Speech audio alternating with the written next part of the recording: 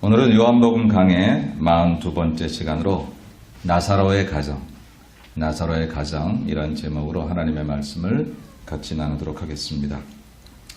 오늘은 마더스데이입니다. 미국의 명절 가운데 마더스데이 하면 그냥 단순히 노는 날, 쉬는 날이 아니라 정말 어머니를 생각하는, 부모님을 생각하는 그런 절기죠.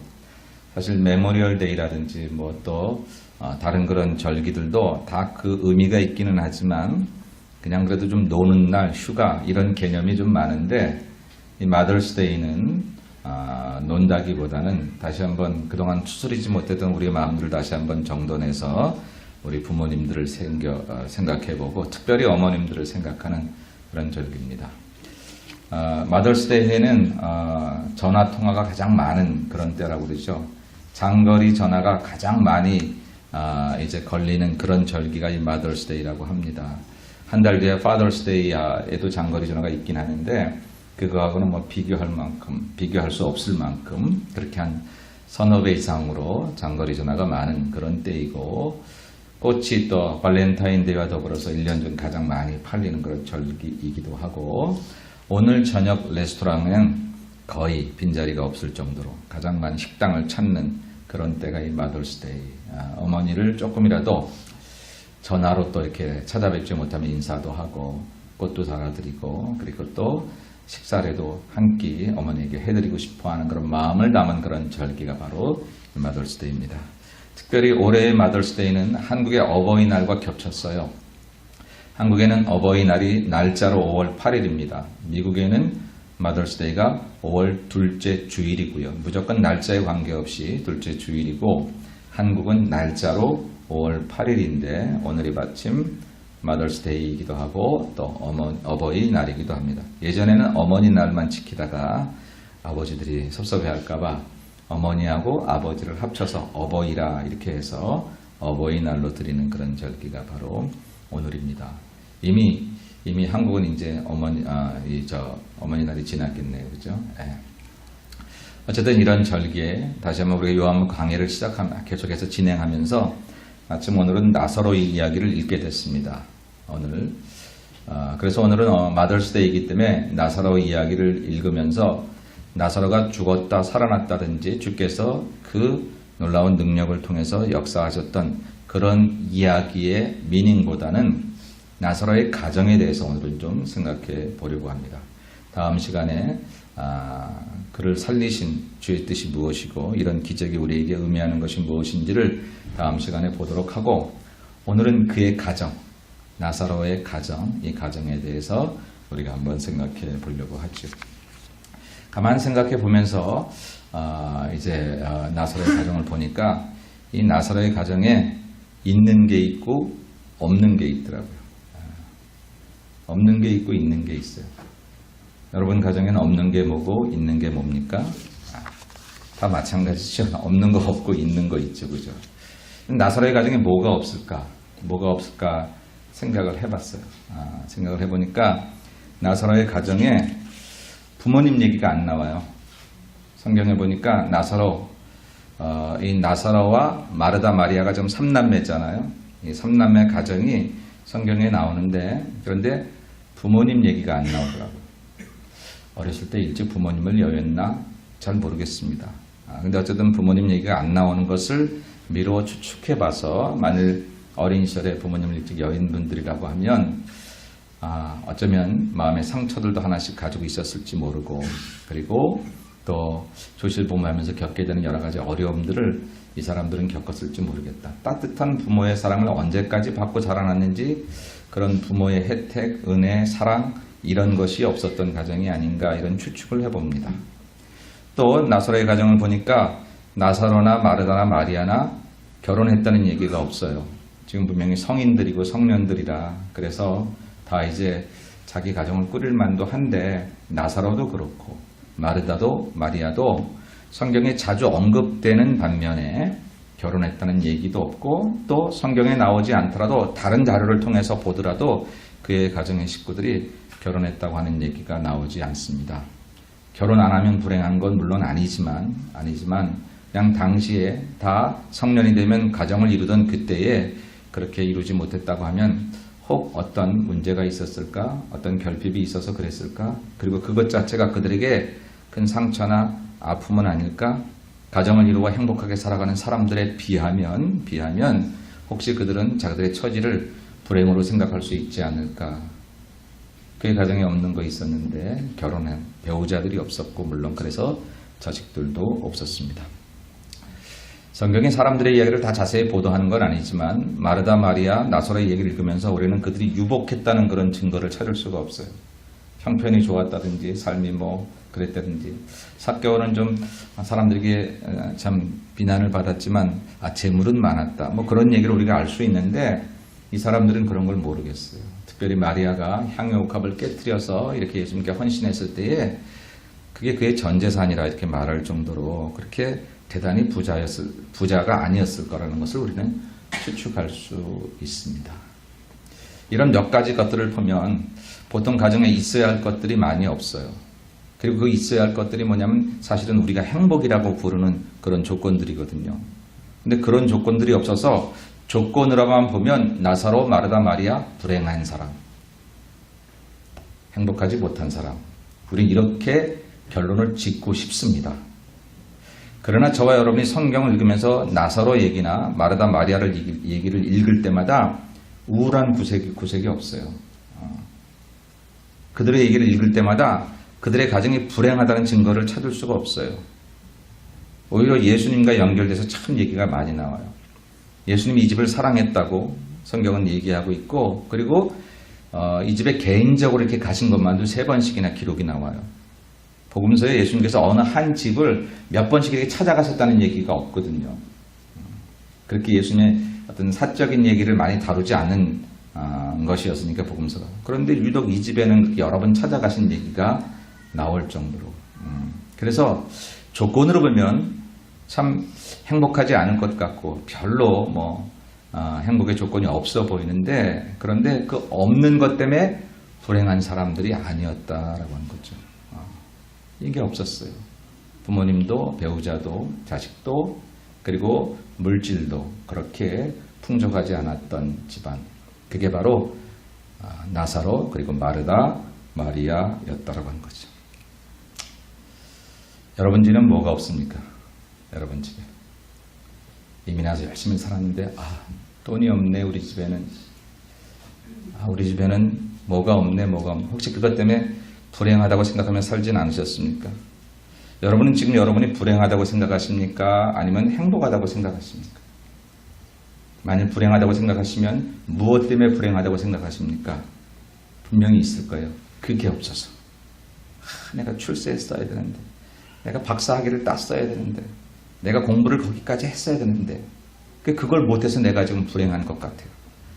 내가 어느 정도 돈을 벌었어야 되는데 그걸 못 벌어서 내가 아직 행복하지 않은 것 같아요. 그런데요, 이 가정은 없는 게 있었어요. 없었어요. 그런데 없는 것 때문에 불행하지 않았다는 거예요. 세상의 조건으로 행복을 가져다 줄 것 같은 그런 조건들이 없었는데 그 조건 때문에 오히려 불행하지 않았던 가정. 그게 바로 나사로의 가정이다. 그럼 나사로의 가정에는 뭐가 있었습니까? 나사로의 가정에 있었던 것을 지금부터 제가 얘기할 것이지만 결론적으로 하나부터 얘기를 하면 한 가지로 얘기를 하면 나사로의 가정에는 예수님이 계신 줄로 믿습니다. 나사로의 가정은 예수님이 계셨어요. 예수님이 날마다 거기서 사셨나요? 아니요. 어쩌다 한번 오신 거죠. 어쩌다 한번 오셨는데 어쩌다 한번 오실 때는 몸으로 계셨으나 어쩌다 한번 오신 것 말고 다른 모든 시간에는 기억으로 계셨고 그들의 삶 속에 계셨고 생각 속에 계셨고 그들과 동행하는 영으로 함께 계셨다라고 하는 거예요. 그래서 그 예수님 때문에 이 가정은 행복했어요. 행복을 가져다 줄 수 있을 거라고 생각했던 모든 세상적인 조건들이 풍족하지 않았지만 그럼에도 불구하고 예수께서 그 가정에 계심으로 인하여 이들은 행복했고 그리고 항상 주님과 더불어 그 인생을 살았고 성경은 도대체 참 어떻게 보면 세상에서 별로 이렇게 행복하지 않을 것 같은 이 세 사람의 이야기를 이렇게 많은 부분에 주목해서 이야기해서 오고 오는 많은 사람들에게 나사로에 대해서 마르다와 마리아에 대해서 우리로 하여금 기억하게 하는 그런 놀라운 그런 일들을 기록한 것은 바로 그들의 가정에 예수님이 계셨기 때문이다. 여러분 가정에는 무엇이 있습니까? 여러분 가정에는 여러분을 행복하게 할 무엇이 있습니까? 만약 여러분들이 행복하다고 생각이 되면 나는 이것 때문에 행복해요 라고 말할 수 있는 게 무엇이 있습니까? 어떻게 얼굴이 전부 다 안 행복한 것 같아요. 제가 물어볼까요? 여러분 명품 TV가 있습니까? 명품 차가 있으시나요? 여러분 가정에 있는 것을 명품 시계를 차고 계십니까? 여러분 가정에 명품 아내가 있습니까? 큰일 나겠네. 지금 주방에서 지금 이 설교가 나가나요? 나갔죠? 주방에 남자들 한번 소리 질러 볼래요? 제가 다시 묻습니다. 대답하십시오. 여러분 가정에 명품 아내가 있습니까? 네. 아멘 하시는 분들 복 받으시기 바랍니다. 여러분 가정에 뭐가 있어요? 여러분 만약 행복하다면 여러분 뭐 때문에 행복해요? 네? 네. 무엇이든지 내 가정에 있는 것들로 행복한 그 요소를 찾을 수 있다면 정말 감사한 건데요. 오늘은 나사로의 가정의 행복을 보면서 우리에게도 이런 게 있었으면 좋겠다. 아니 있어야 되겠다. 나사로의 가정에 참 행복을 가져다 준 이 요소들이 저와 여러분의 가정에도 있어서 특별히 어머니 날을 맞이하면서 우리 교우들의 가정이 하나님의 은혜 가운데 주님 때문에 행복한 가정, 예수님 때문에 축복받은 가정이 되시기를 주의 이름으로 간절히 축원합니다. 나사로의 가정에는 첫 번째로 나사로가 있었는데요. 나사로가 무엇이 있었냐면 나사로의 체험이 있었어요. 나사로의 체험. 우리 여러분 설교 노트를 보시고 11절 말씀을 다 같이 읽겠습니다. 이 말씀을 하신 후에 또 이르시되 우리 친구 나사로가 잠들었도다. 그러나 내가 깨우러 가노라. 아멘. 죽은 나사로를 향해 가면서 예수님께서 우리 친구 나사로한테 간다는 거예요. 내가 깨우러 간다. 예수께서 나사로를 친구라고 부르셨습니다.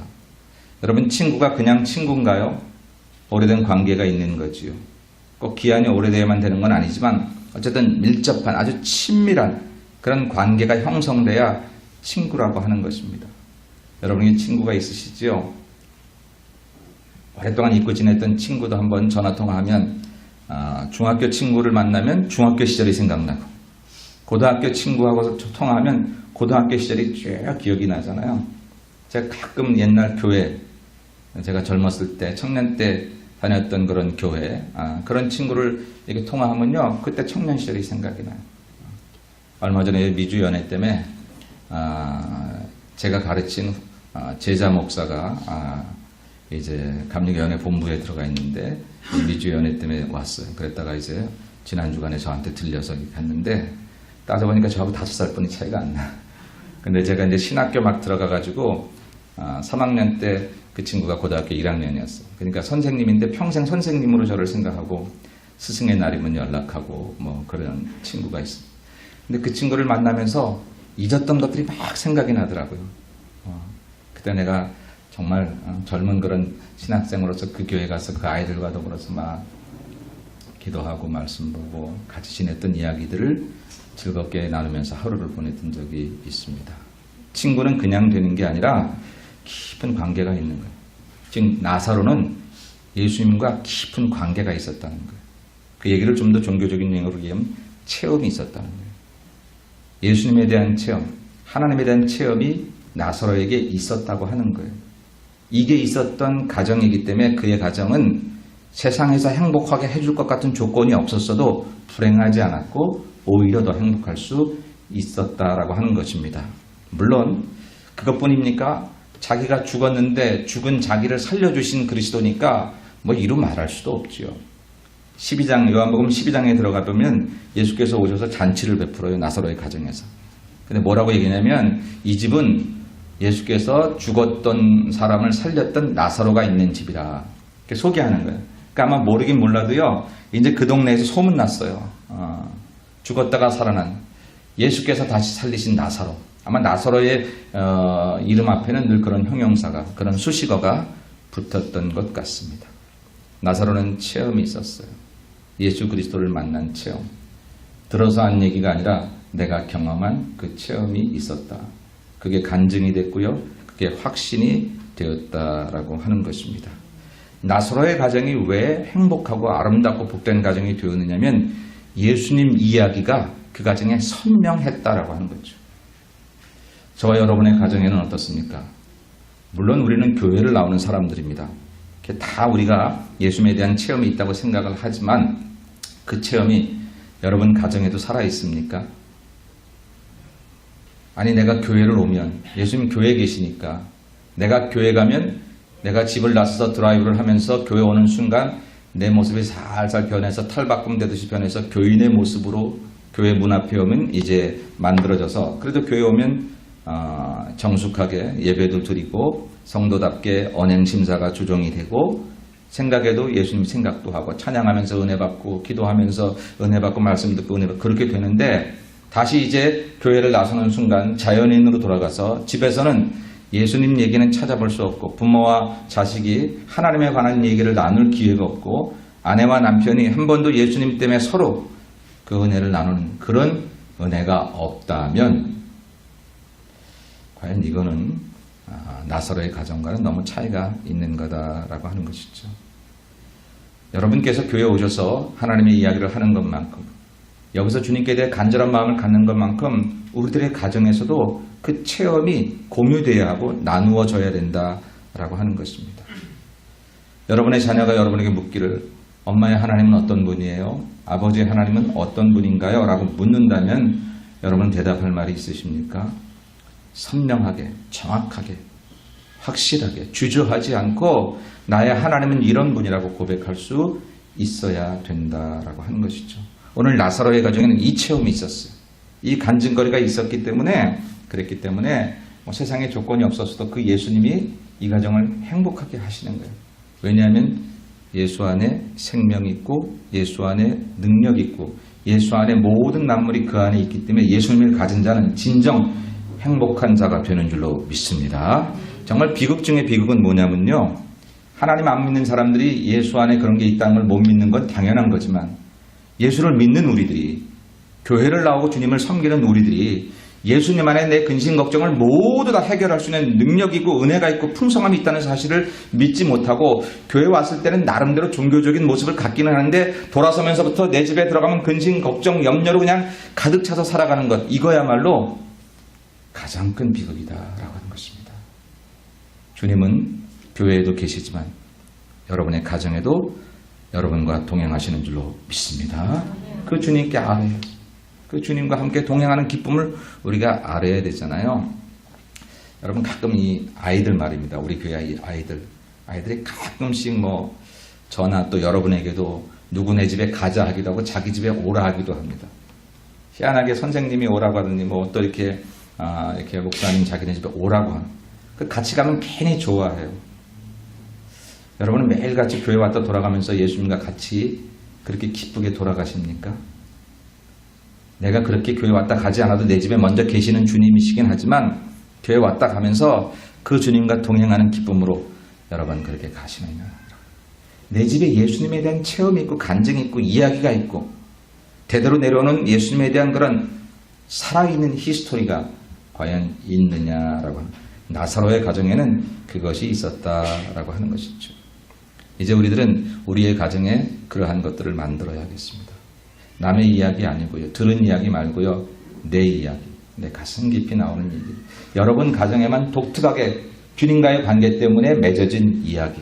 주님 우리를 다 사랑한다는 얘기는 보편적인 객관적인 진리이지만 그 사랑이 나에게는 어떻게 실현되었는지 나 힘들고 괴로울 때 주께서 내 손을 붙잡아 주신 것 때로는 사람들이 나를 돌아보지 않고 어쩌면 세상이 이러냐 믿었던 사람에게도 배신당하고 어쩌면 세상이 이렇지 죽고 싶고 포기하고 싶을 그때에도 한 줄기 빛으로 다가오셔서 내가 너를 포기하지 않았는데 왜 네가 근심하고 걱정하고 좌절하느냐고 다가오셨던 그 음성 때문에 정신을 바짝 차리고 새 인생을 차지했던 그런 간증 이야기. 죽었다 살아난 이야기는 아니지만 매일매일의 삶 속에서 나와 늘 동행하셔서 내게 힘 주시고 능력 주시고 은혜 주시고 그래서 내 힘이 되셨던 예수님 이야기. 바로 그 이야기가 있느냐라고 하는 것입니다. 여러분에게 물을까요? 여러분 부부끼리 앉아서 무슨 얘기 제일 많이 하십니까? 부부가 앉아서 이야기를 할 때 요즘 많이 하는 얘기가 요즘 우리들의 관심사 아니겠어요? 아침에 눈 뜨면 하는 이야기, 눈 뜨면 생각나는 얘기가 우리들의 제일 관심입니다. 어떤 이야기를 가장 많이 하시나요? 여러분은 자녀에게 어떤 이야기를 가장 많이 하시나요? 밥 먹었니? 공부했니? 숙제했니? 그런 얘기 부모로서 하는 것이 마땅하긴 하지만 그런 이야기만 하고 우리와 자녀의 관계가 더 성숙해질 거라고 기대해서는 안 될 거죠. 이번에 어머니 학교를 우리 교회에서 한 10분 이상이 하셨습니다. 그 어려운 중에도 잘 들어하셔서 너무 감사하고 제가 들리는 이야기는 많은 그런 이렇게 도전들도 받고 좋은 그런 경험들도 많이 체험했다고 그래요. 우리 남자들한테 이제 확인을 해봐야 될 텐데 근데 어쨌든 그랬다니까. 근데 그 어머니들이 아이에게 하는 이야기 가운데 예수님 이야기는 얼마나 많은지. 공부해라, 숙제해라 하는 이야기보다 그를 사랑하고 네가 힘들고 어려울 때 주님께 기도하면 하나님이 너를 도우실 거야 라고 하는 이야기가 그 아이들의 신비에 아이들의 마음 가운데 잘 박힌 모처럼 확실하게 박힐 수 있는 그런 영적 권위를 가지고 아이들에게 얘기한 적은 얼마나 있는지 한번 우리들의 대화를 한번 분석해 볼 필요가 있습니다. 우리들의 얘기를 한번 분석해 볼 필요가 있습니다. 남편과 아내가 둘이 앉아가지고 하나님 얘기하려면 너무 서먹해. 너무 쑥스러워. 당신 하나님 사랑해? 당신 기도하면서 무슨 은혜 나눴어? 이런 얘기하는 게 너무 서먹한 것은 문제가 있는 거예요. 여러분 하나님 얘기를 부부간에 하는 게 서먹하든지 부모와 자녀 간에 예수님 얘기를 하는 게 낯설면요. 이건 정말 문제예요. 나사로의 가정에는 늘 예수님 얘기로 충만했어. 그와 함께 했던 모든 일들이 그 가정의 주된 소재가 되고 이야기가 되었다라고 하는 것입니다. 어느 교회에서 어느 장로님이 그랬대요. 어느 집사님한테 기도해 집사님. 그랬더니 그 집사님 깜짝 놀랐대요. 왜? 그런 줄을 처음 들어갔고 아니 이 장로님도 나한테 기도하라고 하시네. 장로가 그 얘기를 하는 게 당연한데 그 얘기를 할 때 깜짝 놀랄 만큼 그분이 그렇게 하지 않았다는 거죠. 무슨 얘기인지 아십니까? 나는 여러분의 가정에 예수님 얘기가 쑥스러워지면 안 돼요. 교회 와서는 찬송해요. 교회 와서 기도해요. 교회에서 성도들과 이렇게 큐티 나누면서 하나님에 대한 얘기해요. 근데 집에 들어가 한 상에 둘러앉아 부모와 자녀가 하나님 얘기하려니까 쑥스러워요. 그리고 볼 낯도 없어요. 교회 가면 조금 내가 나를 추스렸는데 집에 들어와서 아이에게 믿음으로 본을 보인 적이 없으니까 늘 근심하고 걱정하고 어려운 일 당해서 기도하면서 그 문제를 풀어본 경험이 없으니까 그 체험이 없으니까 아이에게 기도하라는 소리도 하기가 낯설고 창피해요. 그렇다면 명품 TV가 있고 차가 있고 집이 있어도 우리에게 참 행복이 있을 수 없습니다. 원래 행복은 하나님께로부터 오는 건데 그런 데서 주어지지 않기 때문에 그렇습니다. 우리가 착각하면 안 됩니다. 필요하셔서 저와 여러분에게 집도 주시고 차도 주셔서 감사하게 살긴 하지만 그것 자체가 원래 우리에게 행복을 주는 요소로 성경은 말하고 있지 않고 하나님도 그렇게 만들지 않으셨습니다. 하나님이 만드신 게 맞아요. 우리 가정이 행복하려면 예수님 이야기가 있어야 되고 예수님 체험이 있어야 행복하죠. 사람은 그래야 행복한 거예요. 만일 사람들이 집 때문에 차 때문에만 행복하다고 생각하면 그거는 착각이고 잘못된 거고 예수님 없이 살아가다가 결국은 마지막에 큰 후회를 할 사람들의 이야기인 거지요. 저 여러분에게 주신 차와 집은 편리한 거예요. 유익한 거예요. 도움이 되는 것일 뿐이에요. 그것 자체가 우리에게 행복의 조건은 아니고 진짜 우리 인생이 이 땅에 왔다가 언젠가 돌아갈 텐데 돌아갈 때 후회 없이 행복하려면 그건 바로 예수님 체험, 예수님 이야기. 그래서 그 체험을 땅에 가지고 살다가 이제는 눈을 감고 잠시 눈을 뜨면 진짜 그분을 만나는 거. 그동안 영으로 만났고 소망 가운데 만났고 믿음 가운데 만났던 그 예수님. 기억으로만도 내가 100년을 70년을 50년을 충분히 살 수 있게 나를 함께 하셨던 내 주님. 이제 그 주님을 눈을 감았다 뜨면 천국에서 배울 거라는 그런 기대를 가지고 그렇게 우리 인생을 마지막 이제 마칠 수 있는 그런 사람은 바로 예수님에 대한 체험, 그게 있어야 참 행복이 주어지는 줄로 믿습니다. 여러분 가정에 이런 예수님 이야기가 있어야 된다라는 것입니다. 여러분의 가정에는 어떤 그런 예수님의 체험이 있습니까? 오늘 한번 돌아가셔서 오늘 마더스데이니까 저녁에 혹시 같이 식사를 같이 가족이 나누실 때가 되시면 한번 이야기를 나눠보시면 좋겠어요. 특별히 어머니들이 자식을 앉혀놓고 그리고 내 삶 속에서 가장 예수님 때문에 행복했던 이야기 혹은 내 어려움 속에 나를 도우셨던 예수님 이야기 그리고 내가 처음 구원받았을 때 그때의 감격, 세례받을 때 그 짜릿한 전율, 하나님 나를 사랑하신다는 것을 깨달았을 때 내가 그렇게 가슴이 벅차도록 타올라 그런 이야기들을 한번 여러분 자녀들하고 나눠보시면 어떨까요? 아내와 남편도 마찬가지입니다. 혹시 혼자 계신 성도들이 계시면 누구하고 나눌 수 없다고 생각하지 말고 하나님 앞에 그렇게 감사 기도를 하시죠. 내 평생 나와 동행하신 하나님 감사합니다. 오늘도 내가 주변에 함께 있는 사람이 없어도 나사로처럼 마르다처럼 마리아처럼 당신 때문에 행복하게 살아가게 하신 하나님께 감사합니다. 당신의 이야기가 내 이야기가 되고 주님의 이야기가 내 삶의 이야기가 된 것을 감사합니다.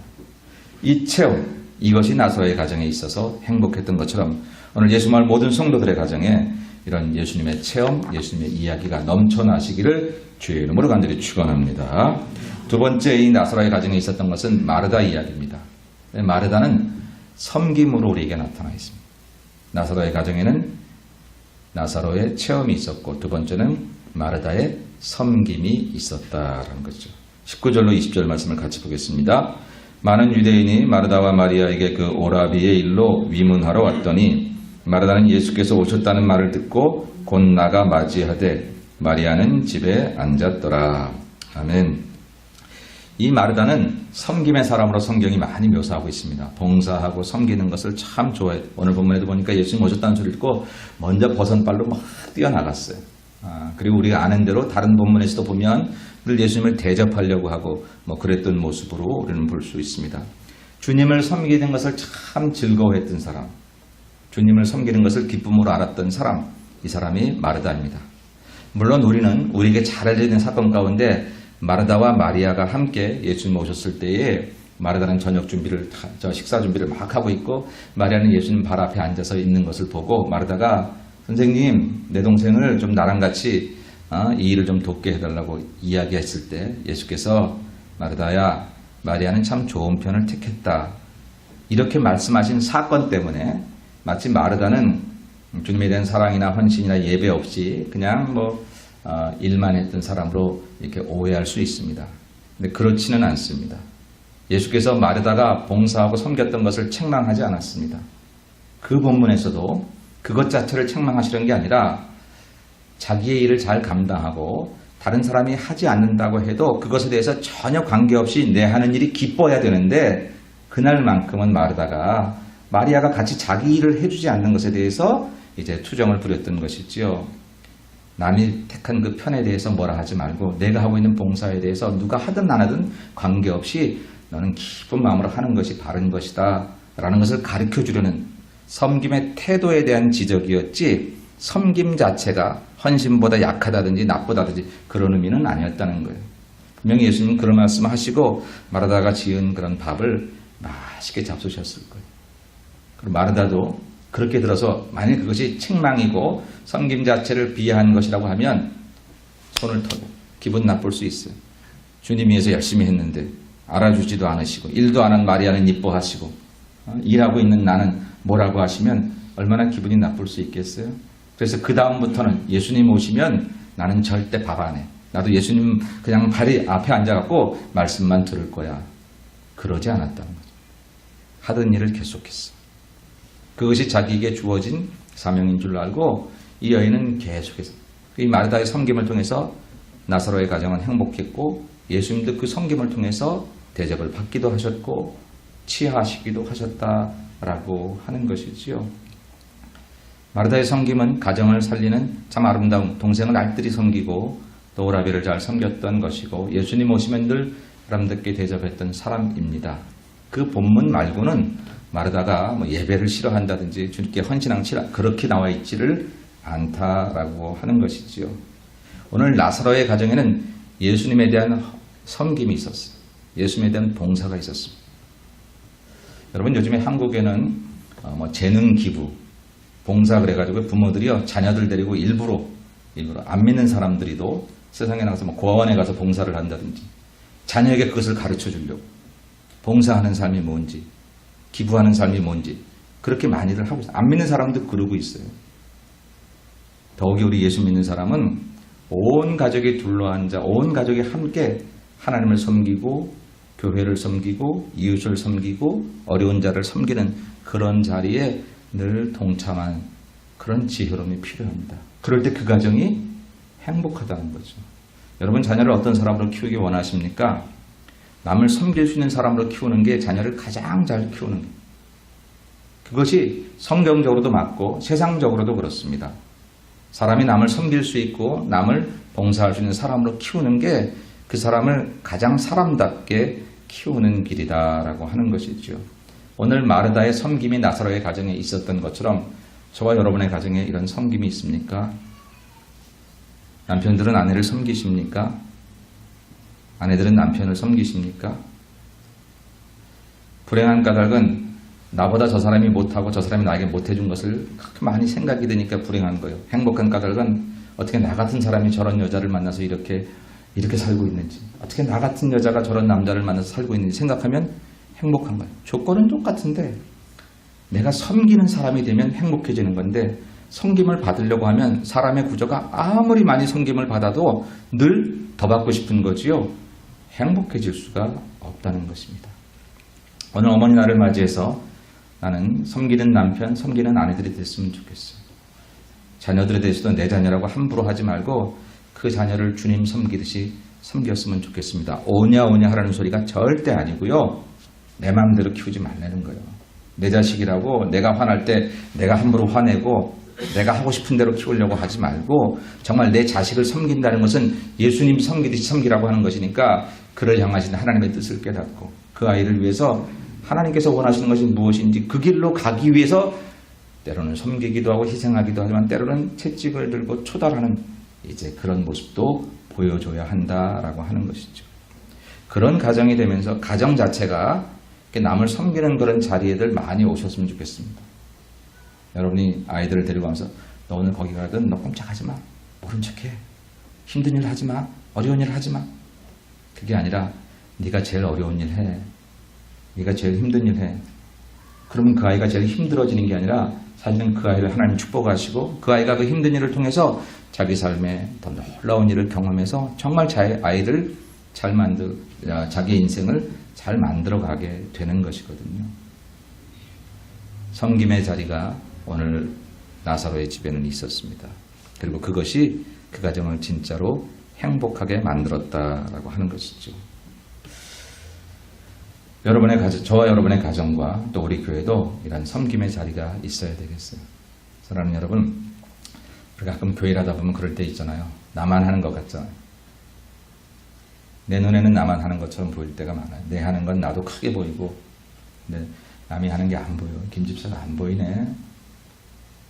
박 집사가 안 보이네. 우리 그럴 때가 있습니다. 그래서 내가 김 집사를 탓하고 박 집사를 찾으면 그때 주께서 말씀하십니다. 내가 자리 맡은 자리를 잘 감당하고 그가 어떤 자리에 있든지 그럴 것은 신경 쓰지 말라고 주께서 말씀하십니다. 섬김이란 그런 거거든요. 그런데 그렇게 할 때 일단 복은 내가 제일 먼저 받는 것이고 내 가정의 복을 받고 우리 교회가 더욱더 아름다워진다라고 합니다. 나사로의 가정에 이런 섬김이 초대교회를 섬겼어요. 주변 사람들을 많이 섬겼습니다. 예수님 섬기듯이 그렇게 섬겼습니다.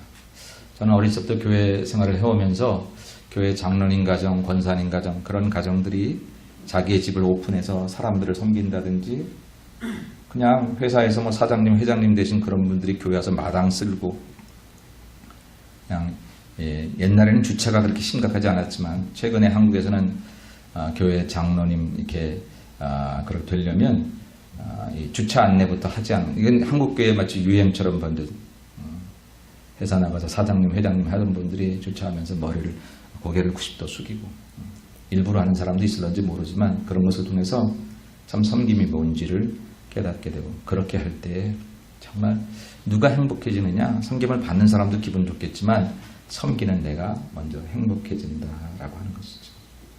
여러분 우리 교회들도 오늘 섬겼으면 좋겠습니다. 오늘은 이제 남자들이 마더스데이를 맞이해서 우리 여자분들을 섬긴다고 이렇게 하는데 그냥 오늘 하루 그렇게 하지만 역할 때문에 어떤 경우에 여자들이 더 밥을 많이 하고 남자가 덜 할 수는 있지만 그런 역할에는 충실하되 섬기는 마음은 깊이 가져서 서로서로 잘 섬기는 가정, 섬기는 교회 되시기를 주의 이름으로 간절히 축원합니다. 마지막으로 나사로의 가정에 뭐가 있었냐면 마리아의 사랑이 있었어요. 마리아의 사랑, 마리아의 헌신이 있었습니다. 2절 말씀 같이 볼까요? 이 마리아는 향유를 주께 붓고 머리털로 주의 발을 닦던 자요. 아멘. 여러분 이 마리아 얘기가 이제 성경에 나올 때 마리아라는 이름이 많잖아요. 마리아라는 이름이 누가 있죠? 우리가 그냥 간단하게 잘 알고 있는 예수님 어머니가 마리아죠. 그죠? 또 막달라 마리아. 막달라 마리아 7귀신 들렸다가 예수님 만나서 변화되어서 예수님 부활 후에까지 이렇게 초대교회 아주 중요한 사람이 됐던 그 마리아가 있고 그리고 오늘 이 본문에 마르다 동생 마리아가 있습니다. 근데 자기 향유 옥합을 깨서 예수님 발을 닦고 이렇게 씻겨준 얘기가 성경의 사도금서에 다 나오는데 한 사람 얘기가 아니라 두 사람 얘기예요.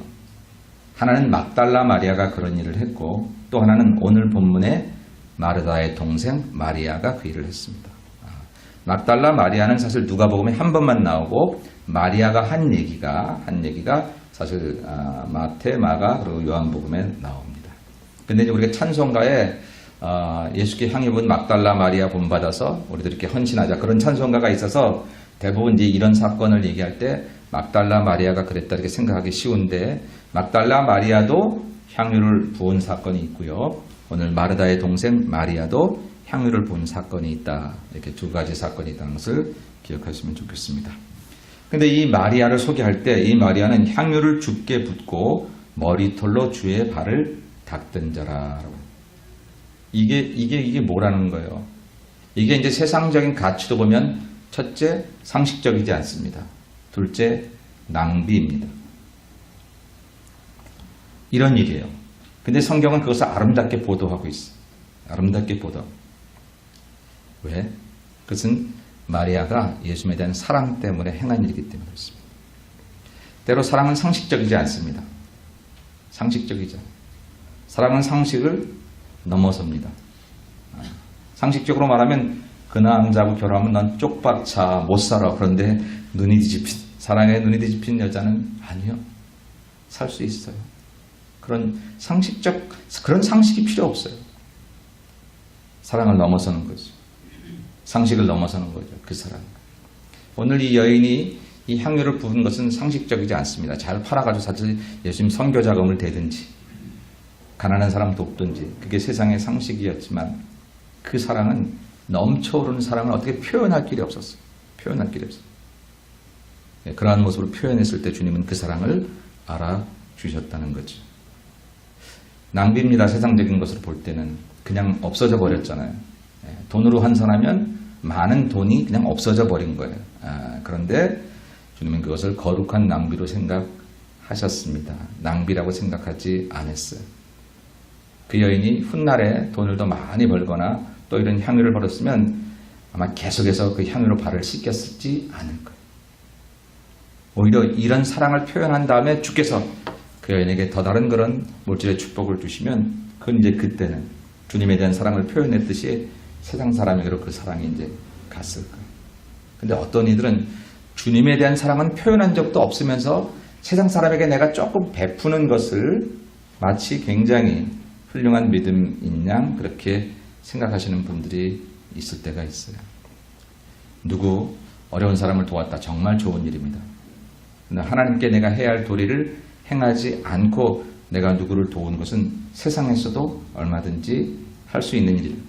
교회는 유니세프가 아니고 교회는 자선단체가 아니고 그렇죠? 우리가 그 일을 함께 하는 것은 좋은 일이지만 우리에게 먼저 필요한 것은 주께 대한 사랑입니다. 예수님에 대한 사랑, 그 사랑은 세상에 그 무엇과도 바꿀 수가 없는 것입니다. 나사로의 가정에는 이 예수님에 대한 사랑이 있었어요. 오늘 각 사람에게 나타난 강조점을 표현하다 보니까 이렇게 한 사람 한 사람 그 강조의 특색을 얘기했을 뿐이지 이 삼남매에게 체험이, 섬김이, 사랑이 함께 어우러져서 나사로에게도 사랑과 체험과 헌신이 있었고 섬김이 있었고요. 마르다에게도 그러했고요. 마리아에게도 바로 그러했다라고 하는 것입니다. 오늘 저와 여러분의 가정에 예수님에 대한 사랑이 얼마나 있습니까? 여러분의 자녀는 여러분을 얼마나 하나님을 사랑한다고 생각하시리라고 여러분 추측하실 수 있습니까? 만약 제가 마이크를 들고 여러분의 자녀들을 찾아다니면서 너의 엄마는, 너희 아빠는 하나님을 얼마나 사랑한다고 생각하니? 예수님을 얼마나 사랑한다고 생각하니? 라고 묻는다면 우리들의 자녀는 과연 뭐라고 대답할까요? 교회 나가시긴 하는데요. 잘 모르겠는데요. 우리 교회 얘기는 아니고요. 한국에서 보면 목사님 자녀들도 혹은 장로님 자녀들도 교회에 오랫동안 다녔던 사람들의 자녀들도 오히려 교회에서 보이는 부모의 모습과 집에서 보이는 부모의 모습이 너무 달라서 그래서 교회를 등지는 자녀들이 의외로 많습니다. 교회에서 그렇게 인자한 미소를 짓는 내 아버지, 내 어머니가 집에 오면 부부싸움할 뿐만 아니라 자녀에게 전혀 예수님을 생각도 나게 하지 않은 그런 모습으로 자기를 대하는 모습들 때문에 도대체 하나님이 어디 계시길래 내 아버지에게는 내 어머니에게는 하나님의 사랑이 도대체 무엇이길래 교회 가서는 저렇게 하면서 우리에게는 그렇게 안 하느냐고. 그래서 교회를 나가지 않는 그런 자녀들이 많다는 거죠. 많다는 거죠.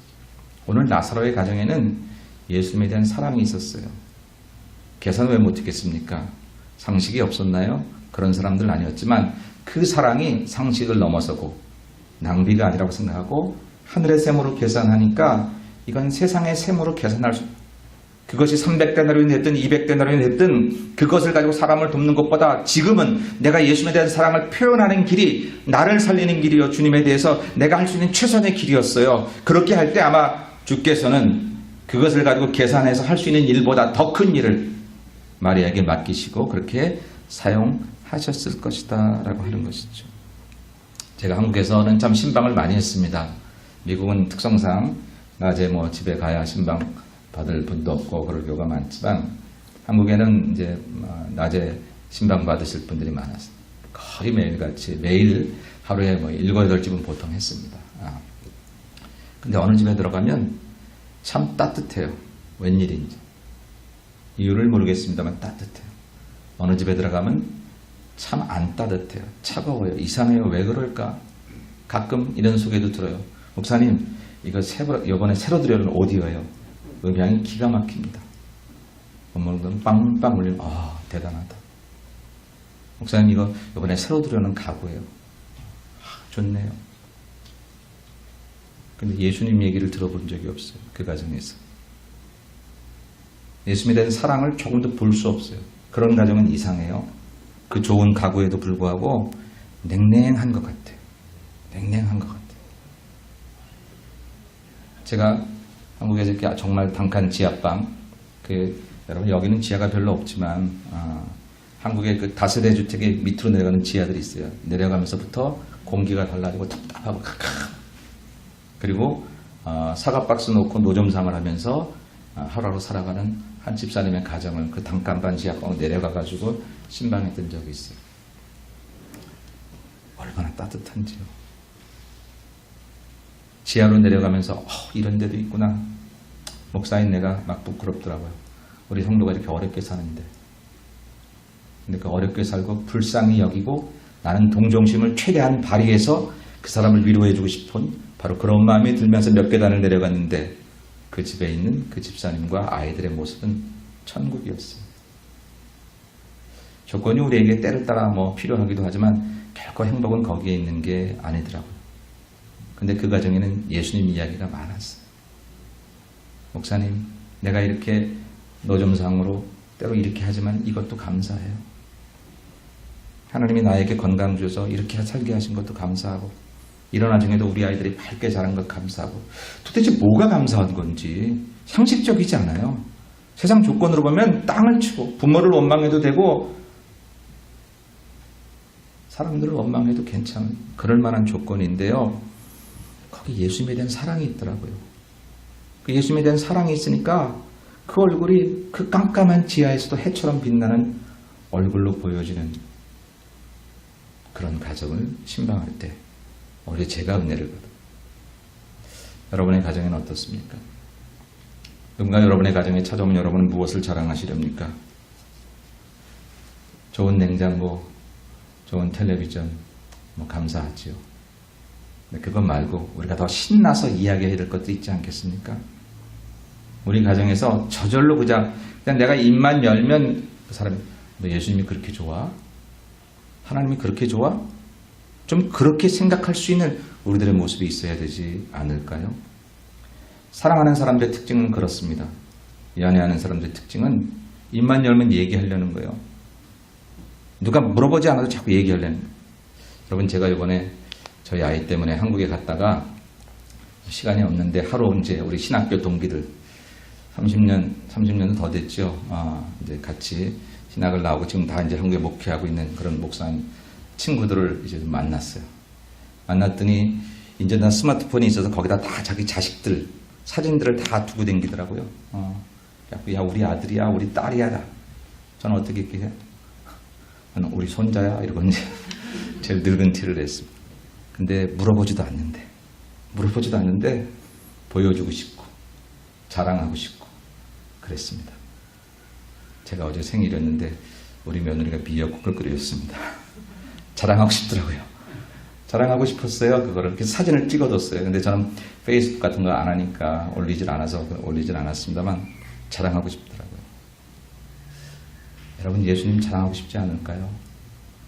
예수님 사랑하면 그 사랑이 티가 나지 않을까요? 정말 우리 속에 예수님을 사랑하는데 어떻게 티가 안 날까요? 티가 안 나는 사랑이 진짜 사랑일까요? 너무 점잖아서? 그러니까 그러면 너무 경망스러운 것 같아서 그럴까요? 아니요. 우리 사랑이 적은 탓이. 정말 사랑하면 티가 나요. 상식적이지 못해요. 옥합을 깨게 돼요. 남들은 그 옥합의 수치를 계산할 때 나는 그런 생각이 들지 않아요. 어떻게 주님에 대해서 그 사랑을 표현하고 싶은 마음 때문에 잠시 그 세상의 계산을 잊어버리고 옥합을 깨서 하늘의 계산으로 들어가요. 세상의 상식을 깨뜨리고 하늘 상식으로 옮겨가요. 사랑이란 그런 거예요. 사랑하는 사람들은 전혀 남이 이해할 수 없고 남이 따라갈 수 없는 일들을 하게 되는 거예요. 너 그 사람한테 그렇게 해서 뭐 할래? 다른 사람은 모르지만 나는 그렇게 하고 싶은 거예요. 사랑이란 그런 거예요. 오늘 나사로의 가정에는 그런 마리아의 사랑이 있었어요. 저와 여러분의 가정에는 어떨까요? 부부가 너무 사랑하는 가정이 있어요. 그것도 참 좋아요. 그것만 있으면 안 돼요. 그 부부가 마음을 같이서 주님을 사랑하는 사랑이 그 가정이 있어야 돼요.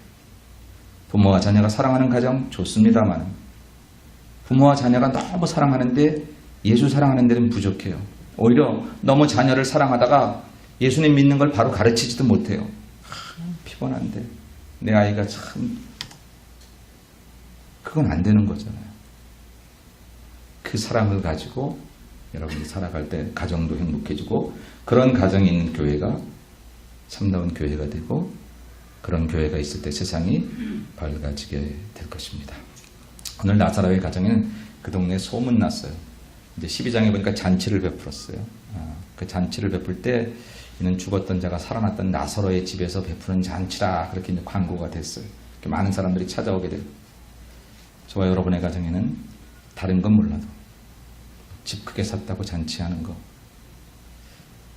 돈 많이 벌었다고 잔치하는 거, 그거 뭐 나쁜 건 아니지만 그거보다 예수님 이야기로 잔치하고 예수님 이야기로 광고하고 예수님 이야기로 흥이 나고 신이 나고 우리 그런 가정들로 살아가면 어떨까요?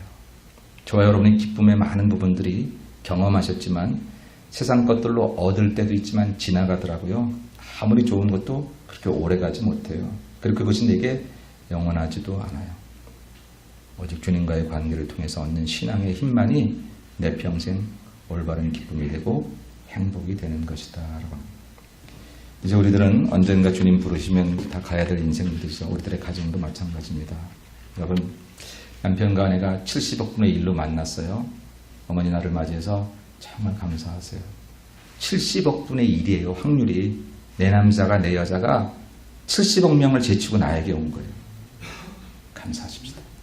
자녀도 마찬가지. 4배로 나왔다고 안 해요. 하나님 생명 주지 않으면 내 자녀가 아니에요. 이 많은 세상 가운데 하나님이 어떻게 그 아이를 내 집에 보내셨을까? 내 거가 아니라 하나님의 것을 내 집에 보내주셨어요. 주님 섬기듯이 자녀를 섬기고 부모님에 대해서는 말할 것도 없고 그렇게 아름다운 가정들이 모여서 살아가는 교회가 될 때에 우리들의 교회, 우리들의 가정은 행복한 가정이 될 줄로 믿고 예수님에 대한 체험과 예수님에 대한 섬김과 예수님에 대한 사랑 이것이 꼭 있는 가정 이런 가정으로 축복받으시기를 주의 이름으로 간절히 축원합니다. 하십시다. 하나님 감사합니다. 하나님이 축복하셔서 집도 있고 차도 있고 좋은 곳도 있습니다. 또 아직 집은 없고 차도 없을 수 있지만 그래도 열심히 일하면 주께서 주실 줄 믿고 또 살아가는 이들도 있습니다.